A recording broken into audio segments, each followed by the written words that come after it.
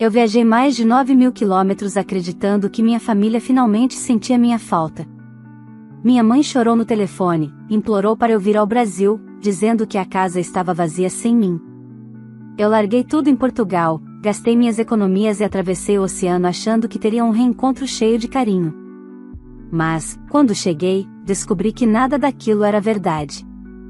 No momento em que pisei na porta da casa onde cresci, percebi que haviam preparado algo muito diferente do que imaginei.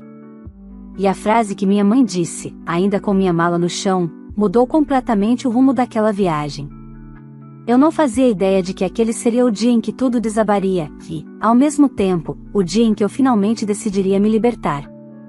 Quer saber como tudo aconteceu? Então fica comigo até o final. Olá, seja bem-vindo ao canal Histórias Surpreendentes, curta e se inscreva nesse canal, aproveite e ative as notificações, comente aqui de qual cidade você está assistindo, vou adorar saber e deixar um coração no seu comentário. Vale lembrar que os nossos vídeos não são relatos reais, são histórias voltadas apenas para o entretenimento. Toda a criação e edição são feitas pelo proprietário do canal. Eu deveria ter desconfiado quando minha mãe ligou chorando, dizendo que a casa estava vazia sem mim. Era final de novembro, eu estava no meu pequeno apartamento em Porto, tentando terminar um relatório antes do prazo, quando o celular tocou no meio da noite. Ela falava com a voz trêmula, perguntando quando eu voltaria ao Brasil, dizendo que ela, meu pai e até minha irmã, a mesma irmã que mal respondia minhas mensagens, estavam morrendo de saudade. E eu, burra ou carente, acreditei. Acreditei mesmo sabendo que, nos últimos anos, cada vez que me procuravam era por alguma necessidade disfarçada de carinho. Mesmo assim, consegui alguns dias de folga no trabalho, comprei uma passagem caríssima com meu cartão português e embarquei. 12 horas de viagem, conexões, aeroporto lotado, enjoo, atraso, e ainda assim, quando o avião pousou em São Paulo, meu coração bateu mais rápido. Eu queria acreditar que desta vez seria diferente. Que finalmente teria um Natal tranquilo, com risadas sinceras e abraços de verdade. Quando cheguei à porta da casa onde cresci, senti algo estranho.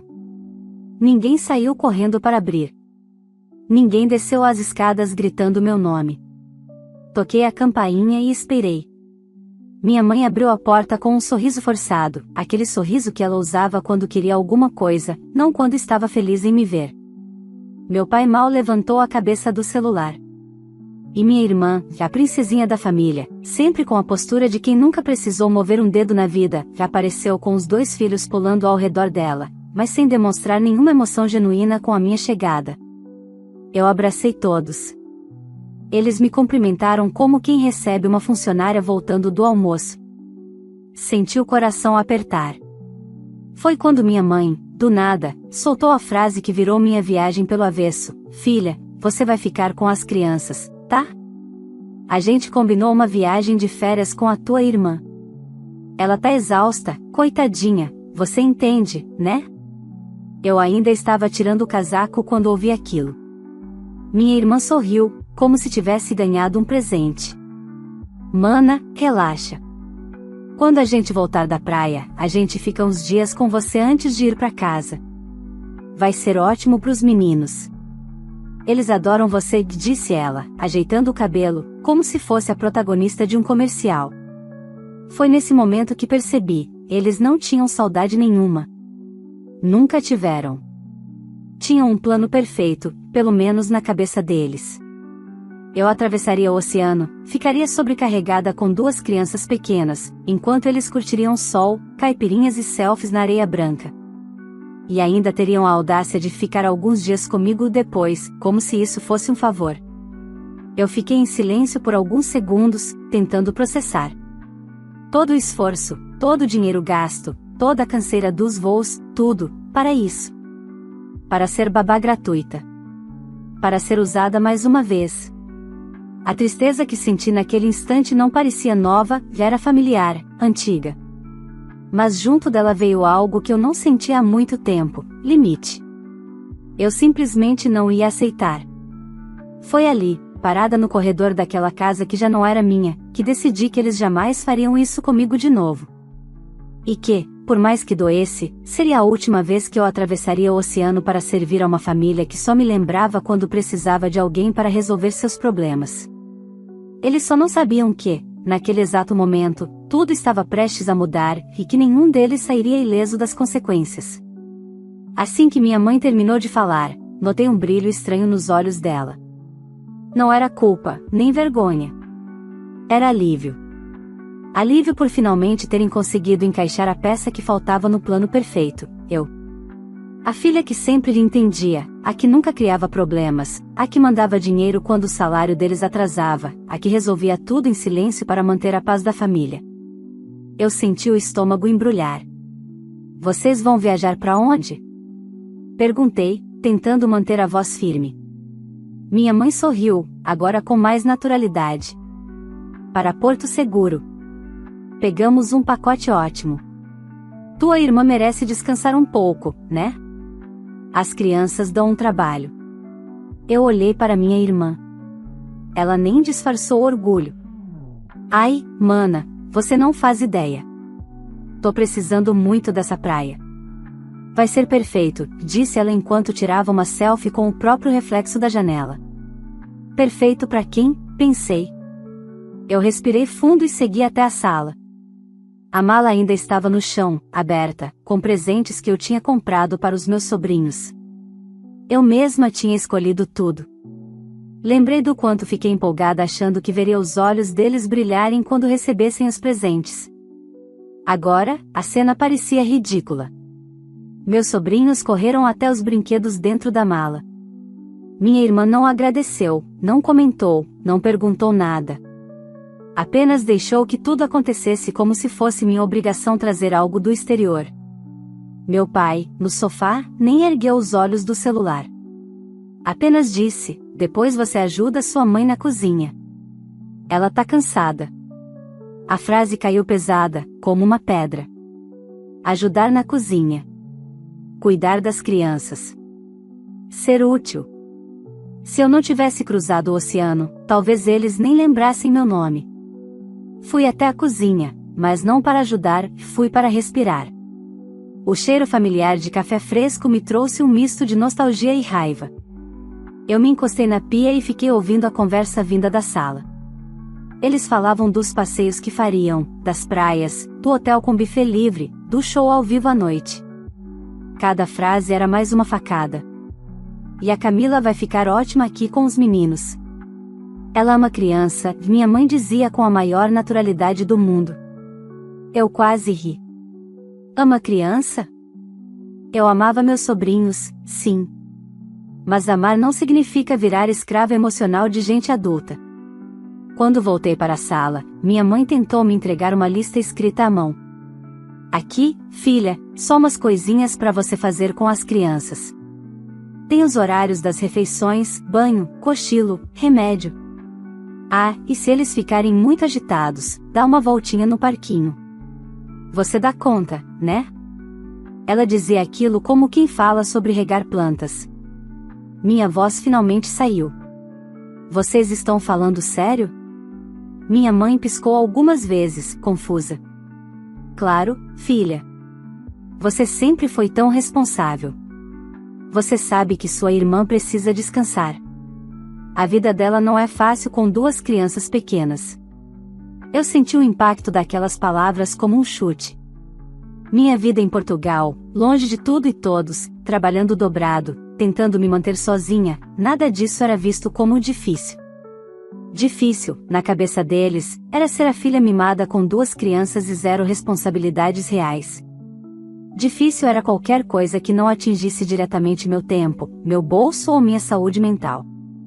Foi então que minha irmã, com aquela voz doce que escondia um veneno antigo, completou: Mana, eu sabia que podia contar com você. Você sempre salva a gente. Só de pensar em praia com os meninos me dá dor de cabeça. Ela riu. E aquilo foi decisivo. Um riso leve, despreocupado, de quem tem certeza absoluta de que será servida sem esforço. Um riso que eu já conhecia desde a infância, o riso de quem cresceu acreditando que o mundo existe para lhe favorecer. Eu olhei para todos eles, um por um. Meus pais ainda conversavam sobre o horário do voo, sobre o traslado, sobre o check-in. Nenhum deles perguntou como foi minha viagem, se eu estava cansada, como estava minha vida em Portugal. Nada. Eu era apenas a peça encaixada no lugar exato onde queriam. E ali, diante daquela sala que parecia mais estranha do que qualquer país que já visitei, eu decidi, eles não iam mais me usar. Naquele momento, não disse nada. Apenas sorri, um sorriso tão calmo que minha irmã até estranhou. Ela perguntou, "Que foi?" "Nada", respondi. "Só pensando no quanto as coisas vão mudar antes da viagem de vocês." Ela franziu a testa, mas não insistiu. Eu, por outro lado, já sabia exatamente o que faria.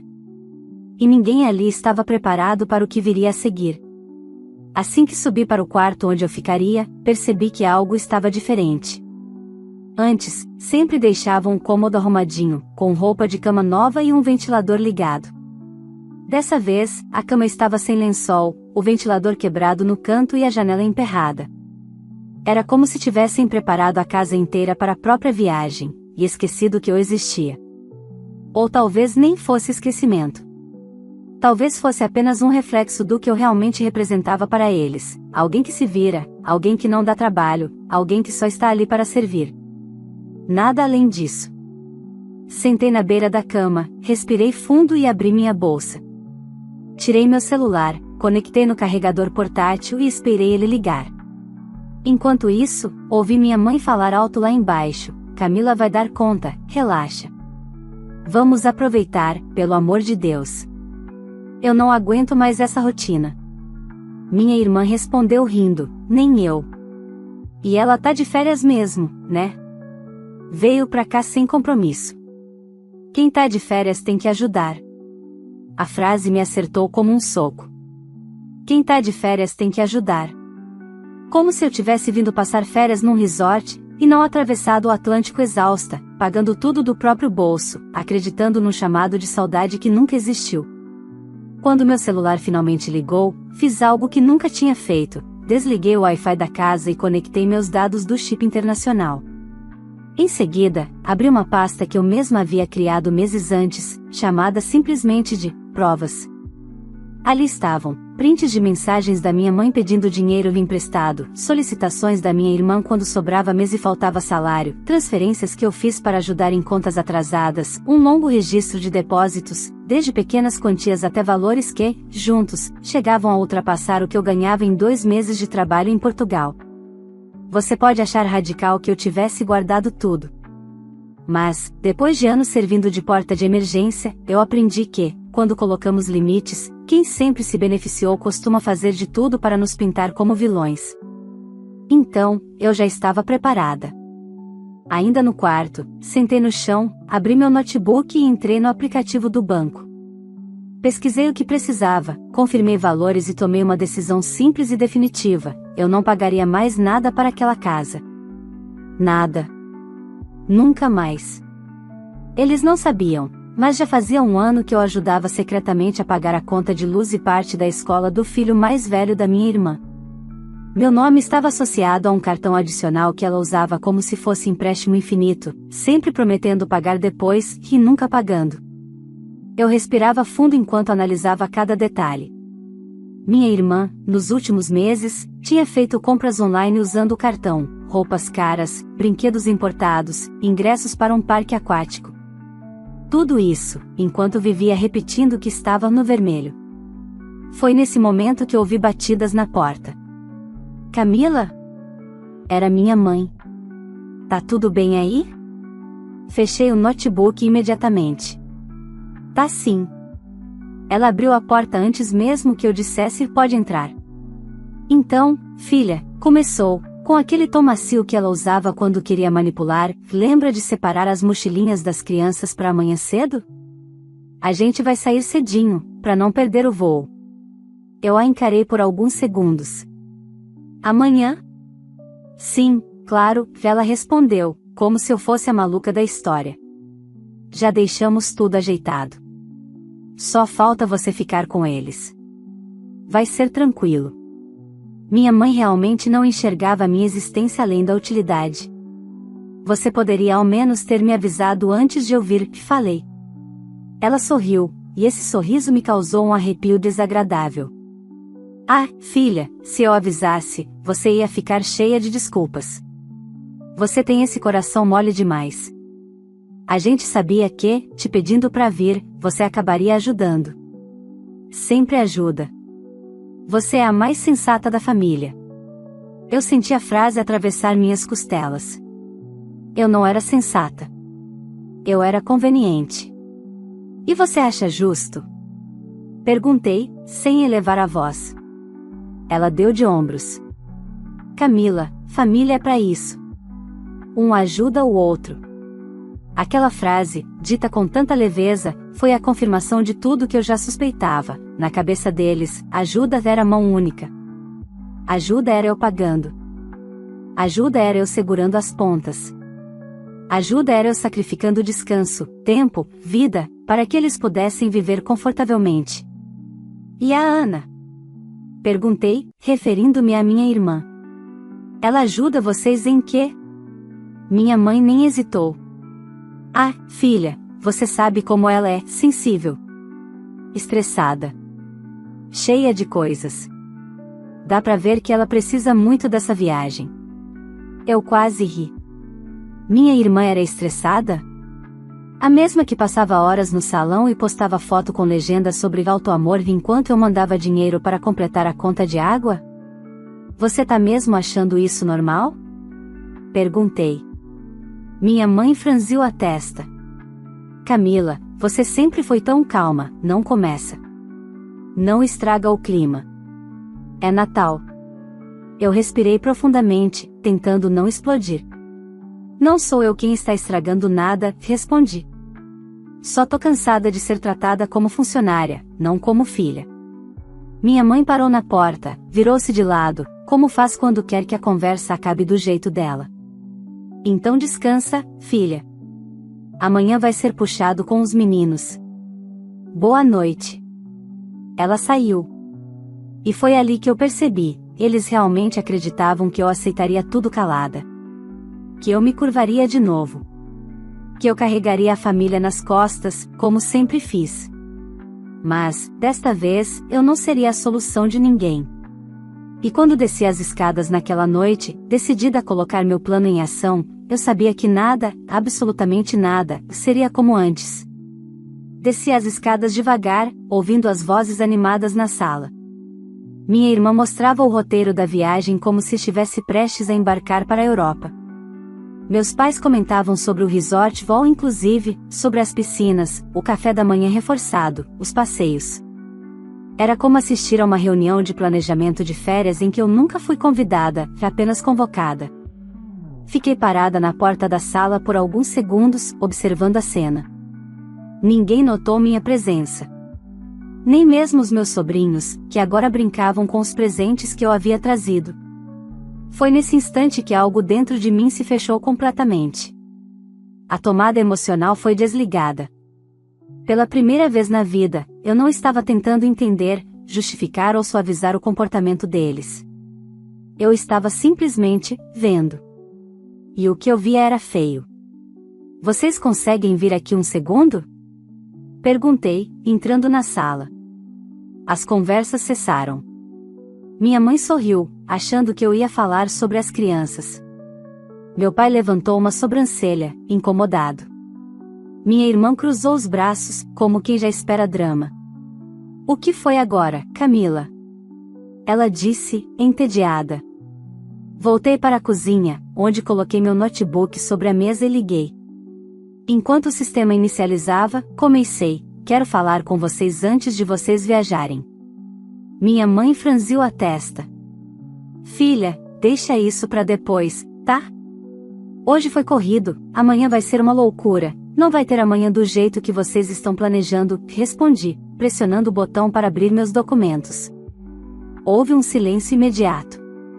O tipo de silêncio desconfortável que ninguém consegue controlar. Como assim? Perguntou meu pai, já irritado. Significa que eu não vou ficar com as crianças, falei calmamente. E que vocês não vão viajar. Minha irmã soltou uma gargalhada alta, debochada. Tá brincando, né? Fechei o notebook devagar, olhei para ela e disse, não. Estou falando muito sério. Minha mãe se aproximou, tentando tocar meu braço. Camila, pelo amor de Deus, não faz isso. Você sabe como a Ana anda cansada. Ela precisa descansar. E eu? Perguntei. Eu não preciso? Eu não mereço? Eu cruzei um oceano inteiro, exausta, achando que vocês sentiam saudade. E vocês me recebam como babá. Me anunciam como parte de uma logística. Eu não sou funcionária. Não sou governanta. Não sou mãe dos seus filhos, Ana. Minha irmã revirou os olhos. Ai, Camila, drama. É só ficar com eles alguns dias. Você ama as crianças. Amar não é ser obrigada a algo, respondi. Meu pai finalmente levantou do sofá, a cara vermelha. É o mínimo que você pode fazer pela família. A gente te criou, pagou escola, pagou tudo, e eu já paguei esse favor 1000 vezes, cortei, firme. Literalmente. Abri o notebook outra vez. O arquivo chamado Registros Fan Alves apareceu na tela. Minhas mãos não tremiam. Pela primeira vez, eu tinha certeza absoluta do que estava fazendo. Cliquei na planilha. A tabela apareceu, datas, valores, motivos, prints anexados. A soma total no final da coluna direita. Um número que me doeu quando descobri, mas que agora servia como prova concreta de tudo que eu dizia. Minha mãe levou uma mão à boca. O que é isso? 3 anos de transferências, lhe expliquei. Dinheiro para pagar contas da casa, dinheiro que sua filha sensível pediu porque não conseguia administrar o próprio salário. Dinheiro que vocês prometeram devolver quando a situação melhorasse. E nunca melhorou, né? Porque sabiam que, se fingissem problema suficiente, eu caía. Minha irmã empalideceu. Camila, você não vai jogar isso na nossa cara. Nós somos família. Eu me inclinei para a frente. Família não trata um membro como solução financeira. Família não mente dizendo estamos com saudade quando, na verdade, só quer uma babá gratuita. Isso aqui, apontei para o notebook, não é briga. Não é vingança. É fato. Meu pai passou a mão no rosto. Você não vai estragar nosso Natal por causa de dinheiro, vai? Arqueei a sobrancelha. Não é por causa de dinheiro. É por causa de respeito. O silêncio voltou, denso, pesado. E tem mais, continuei. Hoje, eu passei a tarde revisando alguns lançamentos da conta que está no meu nome e no da Ana. O cartão adicional que você usa como se fosse crédito infinito, está cancelado. Minha irmã arregalou os olhos. O quê? Sim. E a conta conjunta que a mamãe abriu no meu nome sem minha autorização também está encerrada. Já liguei para o banco. Todos os pagamentos automáticos que eu fazia para resolver emergências que vocês nunca resolvem, cancelados. Minha mãe ficou pálida. Camila, você vai destruir a casa inteira. As contas vão atrasar. As crianças, lhe interrompi, não têm culpa de nada. Mas vocês têm. E vão precisar aprender a viver com o próprio dinheiro. A fazer escolhas. A priorizar contas em vez de passeios. Minha irmã se aproximou, o rosto completamente transformado, indignado.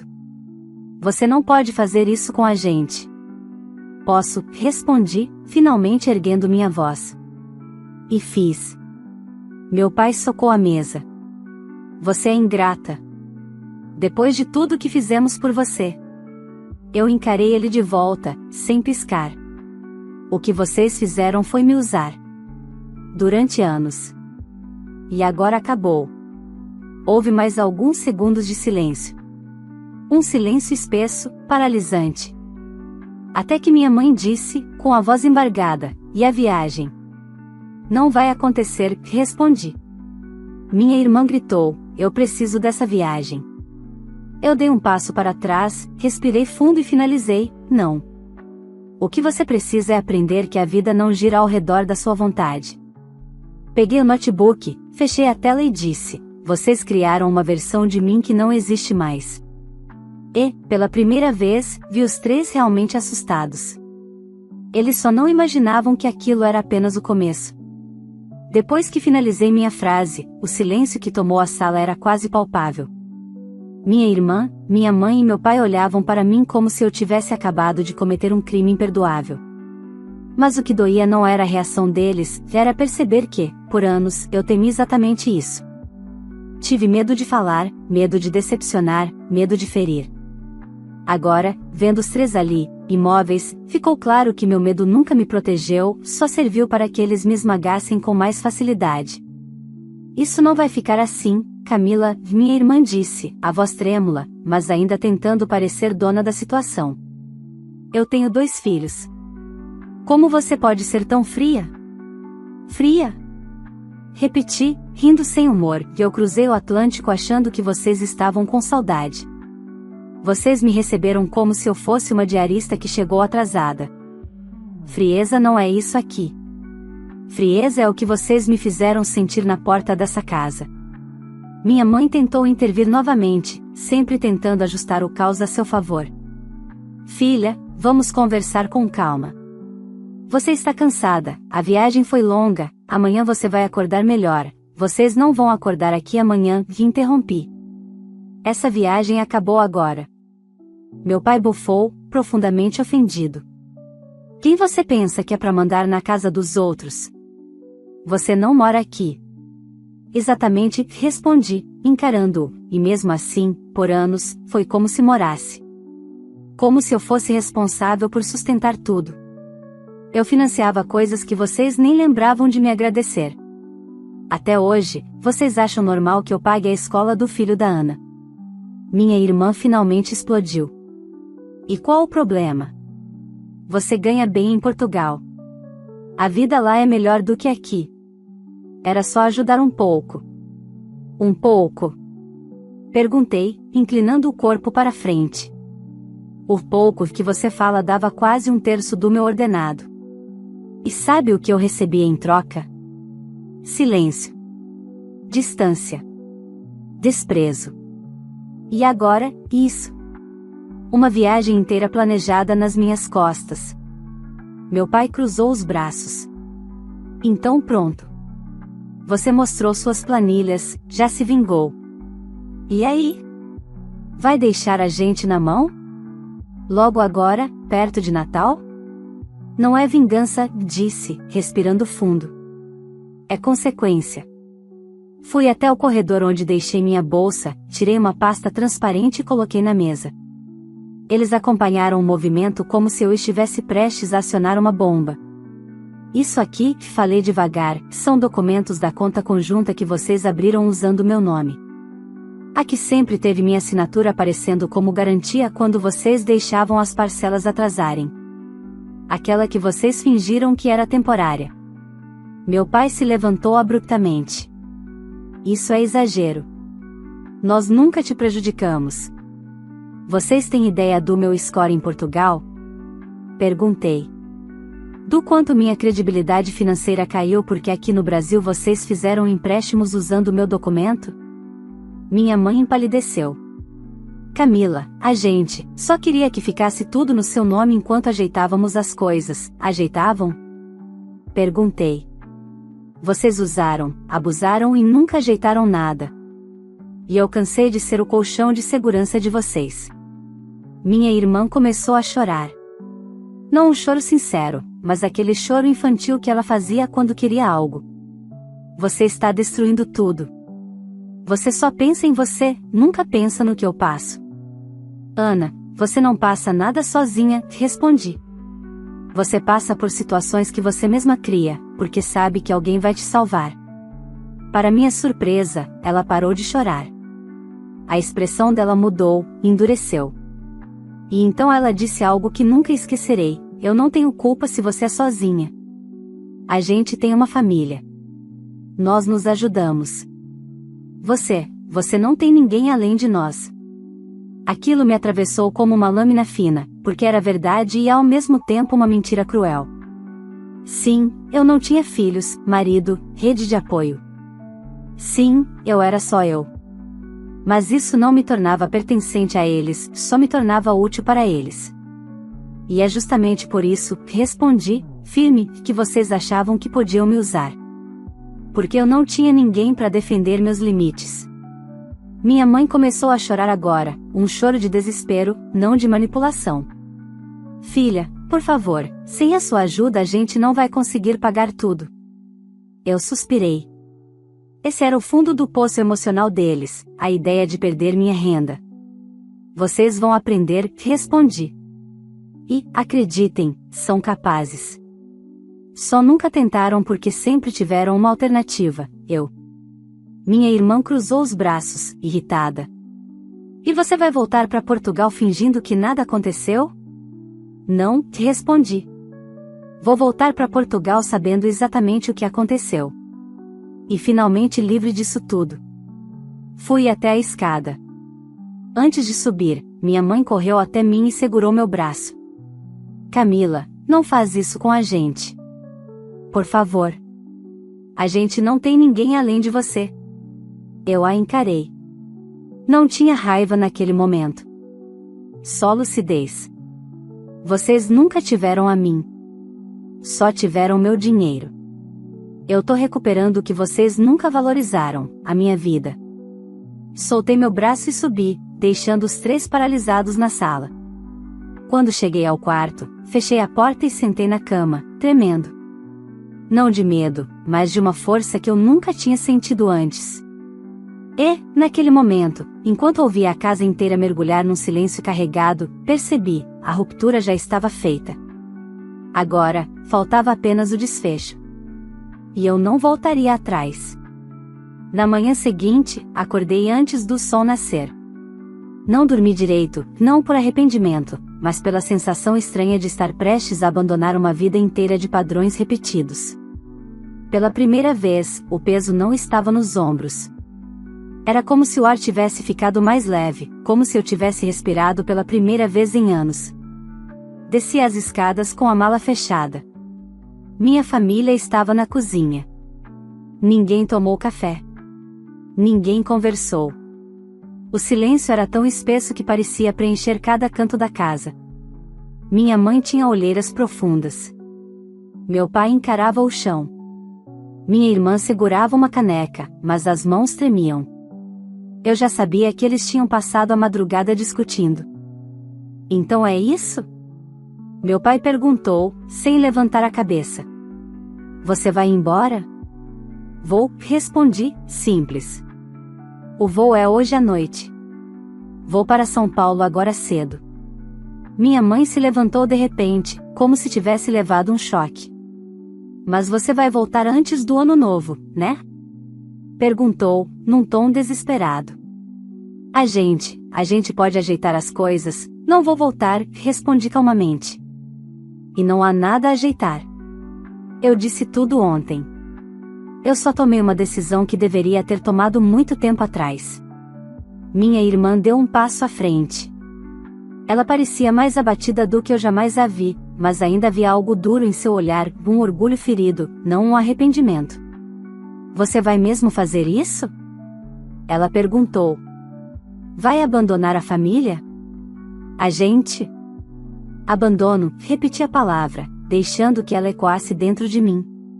Vocês falam como se eu tivesse sido carregada por vocês nos últimos anos. Mas quem sempre segurou vocês fui eu. Ela apertou os lábios, sem resposta. Segui até a sala, peguei minha bolsa e minha mala. Foi então que ouvi passos atrás de mim. Camila, minha mãe disse. Eu posso, pelo menos te dar um abraço? Hesitei. Não por raiva, mas porque eu sabia que, se cedesse, perderia a coragem que lutei tanto para juntar. Me virei devagar. Não agora, respondi com sinceridade. Não assim. Eu preciso de distância. Os olhos dela se encheram de lágrimas, mas ela não insistiu. Talvez, no fundo, ela já soubesse que tinha ultrapassado fronteiras fundamentais. A porta da casa se abriu. O ar quente da manhã entrou. A casa onde cresci ficou para trás. Quando cheguei na rua, respirei fundo, uma respiração tão livre que me surpreendeu. Meu celular vibrou. Era a confirmação do Uber. Enquanto esperava, observei a calçada onde brinquei quando era criança. Senti saudade daquela versão de mim, não da família que me moldou. O carro estacionou. O motorista me ajudou com a mala. Entrei no banco de trás sem olhar para trás. Eu estava indo embora. E dessa vez, era definitivo. Peguei o ônibus para São Paulo no fim da manhã. 5 horas de estrada, mas foi como se eu estivesse sendo conduzida para fora de uma vida inteira de servidão emocional.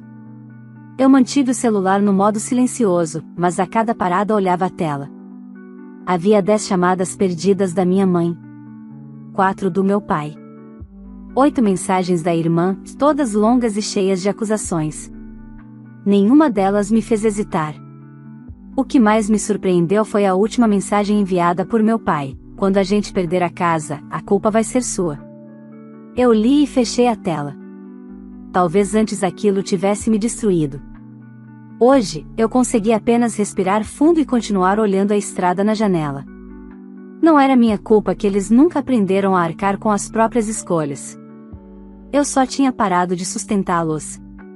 Cheguei a São Paulo no fim da tarde e fui direto para um hostel aconchegante no centro. Fiquei observando as pessoas andando apressadas, vivendo suas próprias vidas, desconectadas de mim. Era reconfortante. À noite, no aeroporto, preparei um café e sentei perto do portão de embarque. A mala ao meu lado parecia mais leve do que quando cheguei ao Brasil, talvez porque, agora, eu já não carregasse os problemas da família dentro dela. Antes de embarcar, abri o celular e escrevi uma última mensagem no grupo da família. Estou bem. Espero que vocês também fiquem. Mas não procurem por mim esperando ajuda financeira ou emocional. Eu vou seguir a minha vida. Vocês precisam aprender a seguir a de vocês. Boa sorte. Enviei. Arquivei o grupo. Silenciei todos. Não bloqueei, não por abertura, mas porque eu não precisava mais me esconder nem me proteger deles. Eu simplesmente tinha acabado. O voo decolou às 22h35. As luzes de São Paulo ficaram pequenas lá embaixo. Fechei os olhos, senti o corpo afundar na poltrona e deixei que o silêncio preenchesse tudo. Pela primeira vez em muitos anos, não havia culpa. Não havia medo. Não havia dívida, nem emocional, nem financeira. Havia apenas eu. A mulher que finalmente escolheu a própria vida. Quando cheguei em Portugal no dia seguinte, saí do aeroporto direto para meu apartamento. O cheiro familiar do corredor, o ranger da porta, o silêncio da minha casa, tudo me acolheu de um jeito que nunca experimentei no Brasil. Preparei um café, me sentei no sofá e deixei que a realidade se instalasse aos poucos. Eu não tinha mais família no sentido tradicional. Mas pela primeira vez, eu tinha liberdade. E a verdade é que alguns laços, quando apertam demais, não nos sustentam, nos estrangulam. Eu só fiz o que minha família jamais faria por mim, eu me salvei. Se você chegou até aqui, me conta uma coisa, você faria o mesmo que essa filha fez? Teria coragem de colocar um fim nesse ciclo de abuso emocional e finalmente escolher a própria paz? Quero muito saber a sua opinião. E antes de sair, não esqueça, deixe o like, inscreva-se no canal, ative o sininho e compartilhe esse vídeo com alguém que precisa ouvir essa história hoje. Isso ajuda muito o canal a crescer e me incentiva a continuar trazendo histórias envolventes como esta. E comenta aqui embaixo de qual cidade você está assistindo, porque eu adoro saber até onde as nossas histórias estão chegando. Assim, posso passar no seu comentário e deixar um coração especial para você. Obrigado por acompanhar até o final. Agora me conta, você ficaria ou iria embora, como ela fez? Vale lembrar que os nossos vídeos não são relatos reais, são histórias voltadas apenas para o entretenimento. Toda criação e edição são feitas pelo proprietário do canal.